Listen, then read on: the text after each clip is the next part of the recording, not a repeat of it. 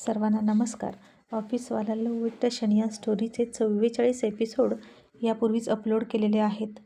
कृपया ते सगळे एपिसोड ऐकण्यासाठी आपल्या चॅनलला भेट द्यावी. मग आता असेच आणखीन काही दिवस गेले.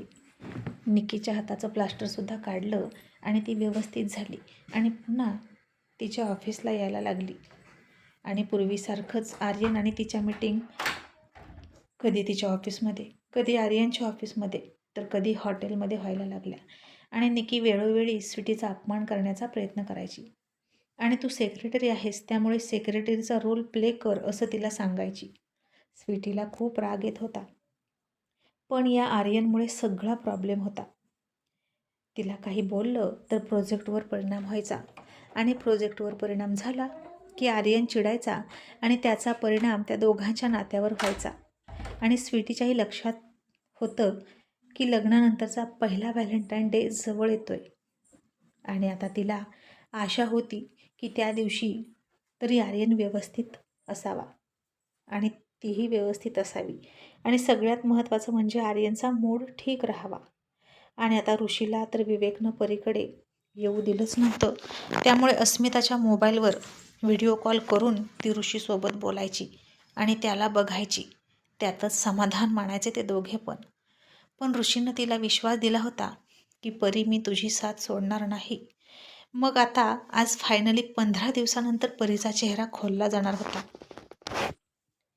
त्यावरचं बँडेज काढणार होते आणि सगळेजण खूप टेन्शनमध्ये येऊन परीसमोर उभा होते.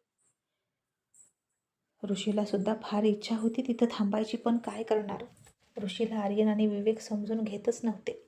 आणि आता डॉक्टरांनी परीच्या चेहऱ्यावरची बँडेज पट्टी हळूहळू एक एक लेयर पकडून दूर करायला सुरुवात केली. तशी अस्मिता, विवेक, आर्यन, स्वीटी यांच्या काळजाची धडधड वाढली. आणि आता आर्यासुद्धा आली होती आणि तिच्याकडे बघत होते सगळेजणच. आणि जशी शेवटची पट्टी काढली आणि तिच्याकडे बघितलं तसा सगळ्यांचा जीव भांड्यात पडला. कारण परी पूर्वी होती तशीच दिसत होती, तशीच सुंदर आणि नाजूक चेहरा होता तिचा.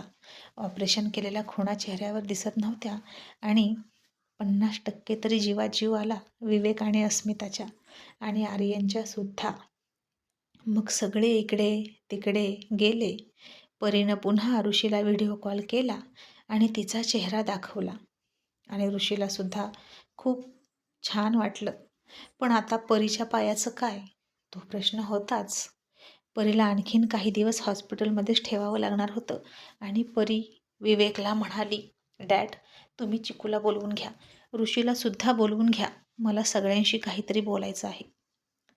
विवेक म्हणाला, परी ऋषीला कशाला बोलवायचं, हवं तर मी आर्यनला बोलवतो. परी म्हणाली, डॅड मला आता या सगळ्या गोष्टीचा कंटाळा आला आहे. माझ्या इतकं जीवावर बेतलं तरीसुद्धा तो मुद्दा आहे तिथेच आहे. माझी लाईफ पुढे सरकतच नाही डॅड, नाहीतर डॅड मी स्वतःला संपवून घेणार आहे. हे ऐकलं आणि विवेक म्हणाला, नाही बेटा मी बोलावतो सगळ्याला. असं म्हणून ऋषीला, आर्यन आणि स्वीटीला सुद्धा त्यानं बोलवून घेतलं आणि सगळे आले. आणि आर्यन म्हणाला, परी काय झालं, तुला काही होतंय का. आणि परी म्हणाली, चिकू मला खूप त्रास होतोय आणि तुम्ही आत्ताच्या आत्ता ऋषीला विचारा की तो माझ्याशी लग्न करायला तयार आहे का या कंडिशनमध्ये. आणि आर्यन म्हणाला, तो काय गं, तो तर तयारच आहे, त्याला तुझी प्रॉपर्टी हवी आहे. आणि ऋषी लगेच म्हणाला, मिस्टर आर्यन तुमची प्रॉपर्टी तुम्हाला मुबारक. मी आता कोणत्या बॉन्डवर लिहून देऊ की माझं तिच्यावर प्रेम आहे आणि मला तिच्या प्रॉपर्टीशी काहीही देणं घेणं नाही. आणि असंही ती प्रॉपर्टी तुम्ही द्याल तर मी घेईल ना. परीच्या नावावर आहे का काही प्रॉपर्टी, की अख्खी कंपनी तिच्या नावावर आहे, सांगा मिस्टर विवेक. आणि विवेक म्हणाला, तिच्या नावे काहीच नाही, पण ती निम्म्या संपत्तीची हकदार आहेच की. आणि ऋषी म्हणाला, किती चुकीचं बोलताय तुम्ही, कोणी ना कोणी तिच्यासोबत लग्न करेलच, मग त्यालाही तुम्ही अर्धी प्रॉपर्टी देणारच ना. आणि मी नको म्हणतो तरी तुम्ही माझ्यावर विश्वास का नाही ठेवत. आणि परी म्हणाली, सांगा डॅड तुम्ही तयार आहात का माझा हात ऋषीच्या हातात द्यायला. आणि बोल चिकू, माझ्यासाठी माझा हसबंड म्हणून तुला ऋषी पसंत आहे का. तुम्ही दोघेही माझ्या आयुष्यात खूप मॅटर करता आणि म्हणून मी तुम्हा दोघांना विचारते. आणि आता विवेक, आर्यन दोघेही एक मुखानं म्हणाले, ऋषी आम्हाला तुझ्यासाठी पसंत नाही. आणि परी म्हणाली, ठीक आहे ऋषी, तू जा. डॅड, चिकू, तुम्ही सांगाल त्या मुलासोबत मी लग्न करायला तयार आहे आणि मला 8च दिवसात लग्न करायचं आहे. आणि आता हे ऐकून विवेक खूप खुश झाला आणि म्हणाला, परी अगं खूप चांगला निर्णय घेतला आहेस तू. मी तुझ्यासमोर मुलांची लाईन लावतो. आणि परी थोडीशी सॅड होऊन म्हणाली, लाईन नको डॅड, फक्त या कंडिशनमध्ये. माझे पाय नसताना माझ्यावर मनापासून प्रेम करणारा एकच मुलगा शोधून आणा माझ्यासाठी, तेच खूप झालं. तशी स्वीटी म्हणाली, परी अगं असं काय बोलतेस तू? तू थोडंसं थांब ना, सगळी परिस्थिती निवळेल, तुझं आणि ऋषीचं लग्न होईल. आणि परी म्हणाली, नाही स्वीटी, इथे कुणाच्या तरी मनासारखं झालंच पाहिजे. माझ्या आणि ऋषीच्या मनासारखं नाही होणार, तरी या दोघांच्या मनासारखं तरी होऊ दे. आणि तसंही या दोघांना दुखावून मी निघाले होते ना ऋषीसोबत, आणि म्हणूनच मला देवानं शिक्षा केली. कारण हे दोघे माझ्यावर खूप प्रेम करतात, हे मला माहीत आहे आणि मी त्यांनाच हर्ट केलं. हो ना चिकू? आणि डॅड, तुम्ही सुद्धा मनातून असेच म्हणाला असाल ना की मी ऋषीसोबत कधीच खुश नाही राहणार आणि म्हणून मी आता खुश नाही. मग असू द्या, होऊ दे तुमच्या मनासारखं. शोधा माझ्यासाठी मुलगा 8 दिवसाच्या आत, आणि बरोबर 8 दिवसांनी माझं लग्न झालं पाहिजे. ऋषी आता खाली मान घालून सगळं ऐकत होता आणि अस्मिता स्वीटीला मात्र वाईट वाटत होतं. आणि परी ऋषीला म्हणाली, ऋषी मला विसरून जा. तुला पडलेलं एक वाईट स्वप्न आहे मी असं समज, पण मी मात्र तू मला पडलेलं एक गोड स्वप्न आहे असं समजेल. आणि स्वप्न कधीच पूर्ण होत नाही ऋषी, जाग येते आणि ते तुटतं. तसंच आपल्या प्रेमाचंही झालं आहे. तू जा आणि एखादी चांगली मुलगी शोध आणि लग्न कर. तुझा माझ्यासाठी इतका होणारा अपमान मी नाही बघू शकत आता. इतका मोठा ऑफिसर असून तू सतत यांच्याकडून माझ्यासाठी अपमान सहन करत आला. मला हे बिलकुल नाही आवडलं. मी तुझी संपत्ती बघून तुझ्यावर प्रेम केलंच नाही, तर तुझा देशाप्रती काम करण्याचा जज्बा बघितला, देशसेवेची तळमळ बघितली आणि तुझ्यावर प्रेम केलं. तू जा ऋषी, अजून अपमानित होऊ नकोस. तुझी मान कायम ताठ असावी असंच मला वाटतं. इथून पुढे तू कधीच कुणाकडून अपमान सहन करायचा नाही, लक्षात ठेव. तुला आपल्या प्रेमाची शपथ. असं परी म्हणाली आणि ऋषीनं तिच्याकडं बघितलं. आर्यनला आता खूप आनंद होत होता परीनं ऋषीला जायला सांगितलं म्हणून. आणि ऋषी आता तिथून निघाला तर त्यालाच आडवा उभा आर्यन होता आणि आता परीनं सांगितलं होतं की अपमान सहन करू नको, आणि त्यांच्या प्रेमाची शपथही घातली होती. आणि आर्यनचा एक खांदा नेमका ऋषीच्या खांद्याच्या आड येत होता.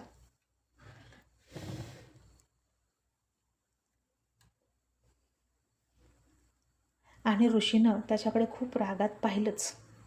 आर्यनसुद्धा त्याच्याकडे रागात बघत होता आणि ऋषीनं आता जाता जाता आर्यनच्या खांद्याला त्याच्या खांद्यानं जोरात धक्का दिला आणि टशन दाखवून निघून गेला. तसा आर्यन त्याच्या धक्क्यानं पडता पडता वाचलाच आणि स्वीटीनं त्याला पकडला आणि आर्यनला सुद्धा त्याचा खूप राग आला. ऋषी आता गेला, त्याचं मिशन सुरूच होतं आणि त्यानं पुढच्या 2च दिवसात रितेशकडून सगळं कबूल करून घेतलं. त्याच्या वडिलांना निर्दोष सुद्धा करून दाखवलं आणि कोर्टाने असं सांगितलं की IPS राघव तिवारी यांना निर्दोष मुक्त करण्यात येत आहे. पण केव्हा? तर मृत्यूनंतर. त्या क्षणी ऋषीच्या मम्मीच्या डोळ्यात आनंदाचे अश्रू आले आणि त्या ऋषीच्या पप्पांच्या फोटोसमोर खूप रडल्या. सगळ्या न्यूजपेपरमध्ये सुद्धा, न्यूज चॅनलवर सुद्धा ती बातमी झळकली आणि ऋषीच्या वडिलांवरचा आणि त्यांच्या घरावरचा तो कलंक पुसला गेला. आणि ऋषीनं या क्षेत्रात येऊन त्याचं जे टार्गेट होतं ते पूर्ण केलं. परीची आठवण त्याला येतच होती आणि आता विवेकने मात्र नव्या जोमाने परीसाठी मुलं बघायला सुरुवात केली आणि सगळ्यांना सांगितलं की परी आता लग्नाला तयार आहे. परीला बघायला कोण येईल? आणि आता हॉस्पिटलमध्येच ती श्रीमंत हँडसम रिच मुलं यायची, परीसाठी बुके घेऊन यायची, तिला इम्प्रेस करण्यासाठी. तिची ती अवस्था बघायचे, तिचे लुळे झालेले पाय बघायचे आणि शांत व्हायचे. विवेक त्यांच्याकडे खूप अपेक्षेनं बघायचा आणि म्हणायचा, काय झालं बेटा, तुला तर परी पसंत होती ना, आणि तू एका पायावर तयार होता परीशी लग्न करण्यासाठी. मग आता परी तयार आहे तुझ्याशी लग्न करायला. मग आता तू परीशी लग्न करशील ना? आणि ती मुलं म्हणायची, अंकल, परी सुंदर आहे तो भाग वेगळा, पण आता तिला पाय नाहीत आणि आम्ही अशा मुलीशी कसं लग्न करू? विवेक म्हणायचा, बेटा, मी माझी अर्धी प्रॉपर्टी परीच्या नावे करणार आहे, मग काय हरकत आहे? तर एका मुलाची आई म्हणाली, मिस्टर विवेक, तुम्ही पैशाच्या जोरावर तुमची अपंग मुलगी आमच्या गळ्यात घालताय का? ती जेव्हा चांगली होती तो भाग वेगळा होता, पण आता अशी अधो मुलगी आम्ही घरी नेऊन काय करू? तिची सेवा करत बसू का? आणि हे ऐकलं आणि विवेकचे होश ठिकाण्यावरच येत होते. आणि अस्मिता म्हणाली, बघ विवेक, आता तरी तुला कळू दे की ऋषी किती चांगला आहे. तो अजूनही परीशी लग्न करायला तयार आहे. विवेक, तू ऋषीला बोलव आणि परीचा हात खुशी खुशी त्याच्या हातात दे. विवेकने हे सगळं आर्यनला सांगितलं, पण आर्यन म्हणाला, नाही अंकल, आपण थोडा वेट करू, नक्कीच कोणी ना कोणी परीसाठी येईलच. आणि आर्यन म्हटला त्याप्रमाणे एक मुलगा आलाच. विवेकच्या ओळखीचा होताच तो. विवेकचा जो छोटा बिझनेस पार्टनर होता, त्याच्यापेक्षा कमी श्रीमंत, त्याचा तो मुलगा होता. आणि तो म्हणाला, अंकल, आमचा बिझनेस तुमच्यापेक्षा कमी आहे, छोटा आहे, मान्य आहे, पण मला परी पसंत आहे. तुमची हरकत नसेल तर मी लग्न करू शकतो तिच्याशी, या कंडिशनमध्ये सुद्धा. आणि आता विवेक लगेच म्हणाला, हो, मी तयार आहे आणि परीचा अजिबात नकार नाही. तू बिझनेस फॅमिलीशी रिलेटेड आहेस, त्यामुळे प्रश्नच नाही. कधी ना कधी तुझासुद्धा बिझनेस मोठा होईलच. आता त्या मुलानं परीला बुके दिला आणि तो घरी गेला. विवेकचा खूपच खुश होता. आता त्यानं आर्यनला सुद्धा सांगितलं आणि फायनली परीसाठी मुलगा मिळाला. आणि इतक्या आनंदात असतानाच अचानक विवेकच्या फोनवर अननोन नंबरवरून काही व्हॉईस मेसेज आले आणि विवेकने ते ऐकायला सुरुवात केली. आणि समोरून एक मुलगा म्हणत होता, कम ऑन डार्लिंग, तू चिडू नकोस माझ्यावर. आणि समोरून ती मुलगी म्हणत होती, हनी, हे मी काय ऐकते, तू चक्क लग्न करतोस का? तेही एका दोन्ही पाय नसलेल्या मुलीसोबत? अरे, ती फक्त तुझ्यावर बोज असेल आणि माझ्यात काय कमी आहे सांग? आणि तो मुलगा म्हणाला, बेबी, तुझ्यात काहीच कमी नाही, म्हणून तर माझं लव तू आहेस फक्त. आणि ती मुलगी म्हणाली, आणि तू लग्न करतोस का तिच्यासोबत? मग माझं काय? आणि मुलगा म्हणाला, मला वेळ लागला आहे का तिच्याशी लग्न करायला? अगं, ही तर खुदकुशी झाली बेबी. अगं, मी तर लग्न फक्त प्रॉपर्टीसाठी करतोय. विवेक बन्सलची रशियामध्ये 1000 करोडची प्रॉपर्टी आहे. मी लग्नात तीच मागून घेईन आणि तिकडे जाऊन सेटल होऊ आपण. आणि परी बसेल घरात, तिला कुठे काय कळणार आहे? मग ती जगेल किंवा मरेल, मला काही देणं घेणं नाही. मला तर फक्त प्रॉपर्टीशी मतलब आहे. तो आमच्यापेक्षा खूप मोठा बिझनेसमन आहे ना, मग आता मला त्याच्यापेक्षाही मोठं व्हायचं आहे, त्याचीच प्रॉपर्टी घेऊन. आणि आता हे सगळं ऐकलं आणि विवेकला चक्कर येते की काय असं झालं. आणि अस्मिता म्हणाली, वा विवेक, खूपच छान मुलगा शोधलास तू परीसाठी. अरे, तिच्यासाठी तू प्रेम करणारा मुलगा नाही, कसाही शोधतोस. मग त्याच्यापेक्षा एक काम कर ना विवेक, तू स्वतःच्या हातानंच तिचा गळा दाबत नाही का रे? दाब ना गळा, सगळा प्रश्नच मिटून जाईल. तसा विवेक डोळ्यात अश्रू आणून म्हणाला, अस्मिता, अगं, हे तू काय बोलतेस? मला स्वप्नातही वाटलं नव्हतं की हा मुलगा असा बोलेल. अस्मिता म्हणाली, हेच तर दुःख आहे ना विवेक, तुला खरं प्रेम कधी ओळखता येतच नाही. माझ्या बाबतीतही तेच केलं आणि आता परीच्या बाबतीतही चुकतोस. तू सगळे प्रयत्न करतोयस, फक्त ऋषीला एक संधी देत नाही. काय चूक आहे रे त्या मुलाची? परीवर प्रेम करतो हेच चूक आहे का? अरे, तो म्हणू शकला असता की मी आता परीसोबत लग्न करणार नाही, पण त्यानं खरं प्रेम केलंय तिच्यावर. पण प्रॉपर्टीची धुंदी तुला दुसरं काही बघू देतच नाही. आणि परीनं तुला दिलेली मुदत संपत आली आहे विवेक. फक्त 1 दिवस शिल्लक आहे. 8व्या दिवशी एकतर परीचं लग्न होईल किंवा परी या जगात नसेल आणि तिच्यानंतर मी सुद्धा या जगात नसेल, असं म्हणून अस्मिता रडायला लागली. आणि विवेकला काय करावं ते कळेना. आणि तो म्हणाला, अस्मिता, असं का बोलतेस? तू तरी मला समजून घे. आणि अस्मिता त्याच्यासमोर हात जोडून म्हणाली, आधी तू परी आणि ऋषीचं प्रेम समजून घे. आहे त्या कंडिशनमध्ये त्यांना सुखी राहू दे. तू सगळी प्रॉपर्टी देऊनही परीवर खरं प्रेम करणारा मुलगा नाही शोधू शकत विवेक. खूप गर्व होतो ना तुला लाईन लावीन मुलांची. मग आता तुझ्या त्या गर्वाचं काय झालं सांग. नाही ना भेटत मुलगा. आता कोणाचे पाय पकडशील आणि म्हणशील माझ्या मुलीशी लग्न करा. तू तुझंच खरं करण्यासाठी कोणत्याही चोराला आयऱ्या गैऱ्याला पकडून आणून लग्न करायला लावशील का. मग त्यापेक्षा ऋषी काय वाईट आहे.